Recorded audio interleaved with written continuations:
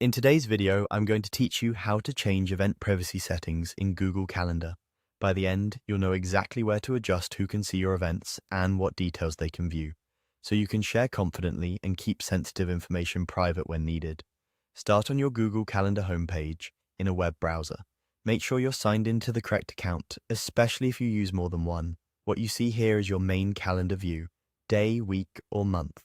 It doesn't matter which. We're heading into the settings, so you don't need to open a specific event yet. Look to the top right and click the gear icon, then choose Settings. This opens the full settings area where all calendar controls live. If you don't see the option you expect later, don't worry. Sometimes work or school accounts have restrictions set by an administrator, and I'll point out where that can matter. On the left side, you'll see a section labeled Settings for My Calendars. Click the name of the calendar you want to manage.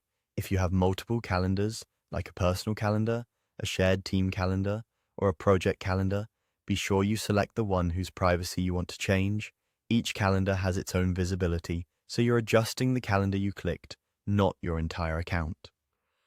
Scroll to the section called Access Permissions for Events. This is the control center for who can discover your calendar and what they can see. You'll notice options that let you make the calendar available to others. Turning on public availability means anyone with access can see it, and search engines may index it. Many people keep this off for personal calendars. If you do decide to make it available, pay attention to the visibility level. You can typically choose to show only free/busy information, so others just see when you're blocked, or show all event details, which reveals titles, locations, and descriptions. Now choose the setting that matches your goal. If privacy is your priority, leave public availability off so events remain private by default. If your aim is transparency, say for a public events calendar, enable availability and, if offered, prefer the free/busy option to reduce exposure of sensitive details. Remember that these are calendar-level defaults.